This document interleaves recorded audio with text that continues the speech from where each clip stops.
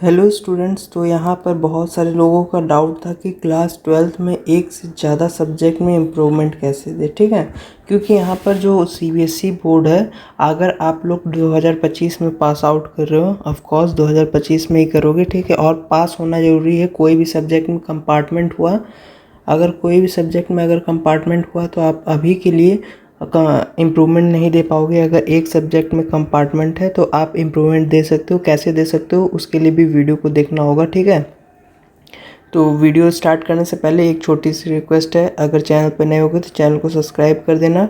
ठीक है, तो चलिए वीडियो को स्टार्ट कर लेते हैं। तो सबसे पहले मैं बता दूं कि अगर आपका एक सब्जेक्ट में इम्प्रूवमेंट भरना है, ठीक है, एक सब्जेक्ट में अगर मार्क्स ख़राब है तो क्या करना है, एक सब्जेक्ट के लिए बता दे रहा हूँ। सबसे पहले एक सब्जेक्ट में अगर ख़राब है तो आपका सबसे पहले जून में एक फॉर्म आएगा। ठीक है, जून में इम्प्रूवमेंट का फॉर्म आएगा जिसको आप खुद से भरोगे, खुद से भरना होगा। ठीक है, फिर उसके बाद इसका पेपर होगा जुलाई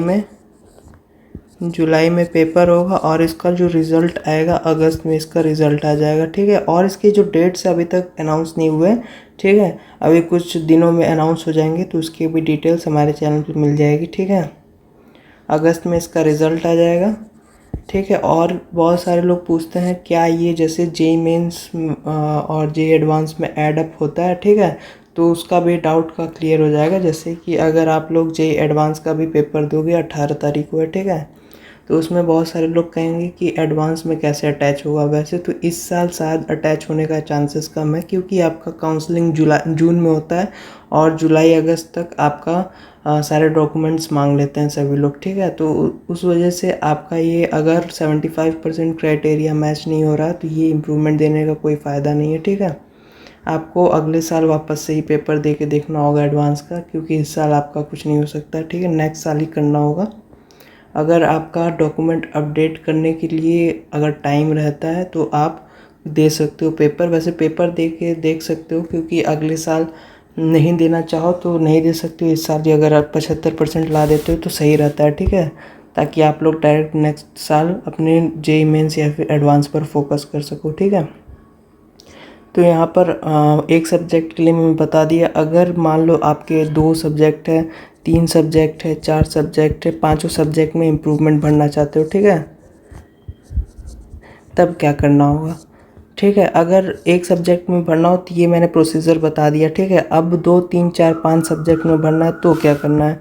तो उसके लिए आपको जब फॉर्म आउट होगा वो हमारे चैनल पे मिल जाएगा। वैसे फॉर्म का डेट तो अभी अनाउंस नहीं हुआ है। ठीक है, ये फॉर्म आपका दिसंबर तक आता है। ठीक है, दिसंबर तक इसका फॉर्म आता है, जो कि आपको इसको अपने से भरना रहता है प्राइवेटली। ठीक है, इसमें आपका स्कूल का कोई योगदान नहीं रहता है, इसको आपको अपने से भरना रहता है। ठीक है, और इसका जो एडमिट कार्ड है वो भी आपको जब भी आएगा हमारे चैनल पे मिल जाएगा। तो मेक श्योर कि चैनल को सब्सक्राइब कर लेना। एक बहुत बड़ी बात कि इस वाले चैनल को भी कर लेना। साथ ही साथ एक सेकंड चैनल है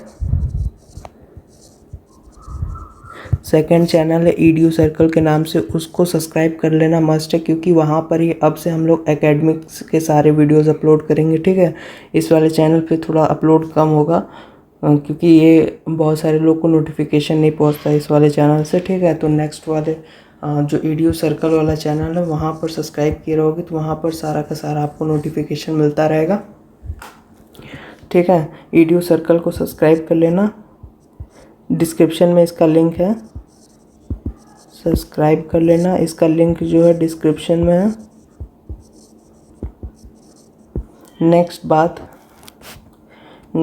क्या है, अब यहाँ पर हम लोग बात करने वाले थे कैसे आपको फॉर्म भरना है। ठीक है, फॉर्म की पूरी डिटेल्स हमारे चैनल पे मिल जाएगी। जब भी फॉर्म आता है आपको नोटिफाई कर दिया जाएगा कि, तो इस वाले चैनल को सब्सक्राइब किए रहना। इसी वाले चैनल पे आपको बता देंगे जब भी आपका दिसंबर के लिए सारे सब्जेक्ट के लिए जब भी फॉर्म आउट होगा इम्प्रूवमेंट के लिए। ठीक है, और ये जो इम्प्रूवमेंट एग्ज़ाम होगा 2026 में होगा आपका। ठीक है, 2026 में होगा आपका। अगर 2 से ज़्यादा सब्जेक्ट में देते हो तो 2026 में पेपर होगा इसका। और ये पेपर आपका जो 2026 में स्टूडेंट्स बैठते हैं उन्हीं के साथ आपको देना होगा, ठीक है।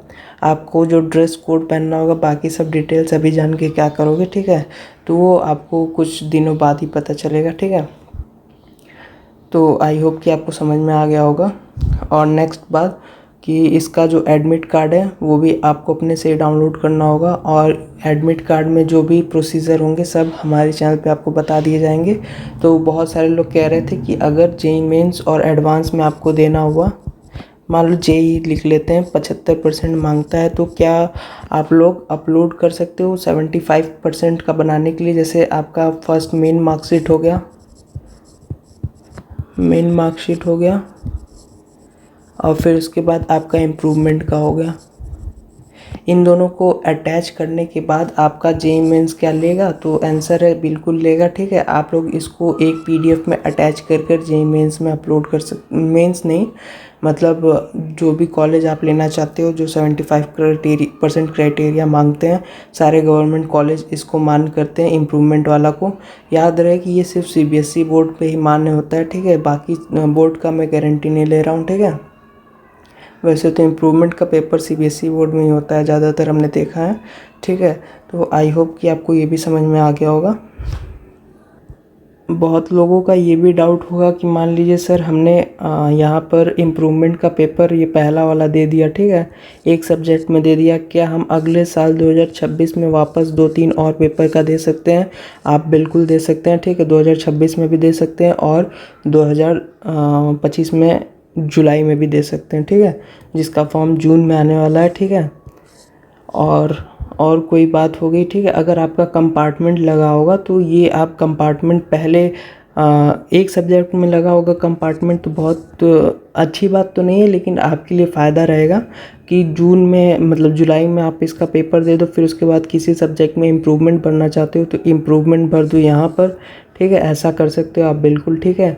और अगर आपका कंपार्टमेंट 2 या 2 से अधिक सब्जेक्ट में लगता है, तब आपके लिए थोड़ा चिंता की बात हो जाएगी, क्योंकि वो आपको जो फॉर्म भरना होगा एज अ फेलियर भरना होगा, ठीक है, as a repeater, as a failure भरना होगा, और उसके लिए आपको 5 सब्जेक्ट में पेपर देना पड़ता है। बहुत सारे लोग ये पूछते हैं कि जेईई मेंस मतलब जेईई के लिए जो 75% क्राइटेरिया मांगता है, जेईई का 75% क्राइटेरिया जो होता है, उसमें क्या आपको 5 सब्जेक्ट का पेपर देना ज़रूरी है। मतलब 5 सब्जेक्ट होते हैं, मतलब पाँचों का जो काउंट होता है, ठीक है, तो ज़रूरी नहीं कि आप 5 सब्जेक्ट का ही दो। अगर 2 सब्जेक्ट का आपको लगता है उन दोनों का देने से आपका 75% क्राइटेरिया मैच हो जाता है, तो आप उन्हीं दोनों का सब्जेक्ट का दे सकते हो, और उन दोनों का यहाँ पर ऐसे करके पीडीएफ बनाकर दे सकते हो, ठीक है। और बहुत सारे लोग पूछेंगे, तो 2026 में मान लीजिए आप जेईई मेंस या फिर एडवांस का फॉर्म भरते हैं, तो वो कैसे भरेंगे। जेईई मेंस और एडवांस का फॉर्म भरते हुए आप पास्ट के ही तरह फॉर्म भरेंगे, लेकिन जब काउंसलिंग होता है तब ये वाला मार्कशीट मांगा जाता है, ठीक है, काउंसलिंग के टाइम पे। तो आपको फॉर्म भरने के टाइम पे भी कोई दिक्कत नहीं होने वाला है, और काउंसलिंग के टाइम तक आपका रिज़ल्ट आ ही जाता है, ठीक है। तो आई होप कि मैंने जितने भी आपको डाउट्स बताया, और अगर कोई डाउट होगा तो कमेंट सेक्शन में पूछ सकते हो, आपका रिप्लाई मिल जाएगा। तो वीडियो यहाँ तक देखने के लिए धन्यवाद। मिलते हैं नेक्स्ट वीडियो में, तब तक के लिए जय हिंद, जय भारत।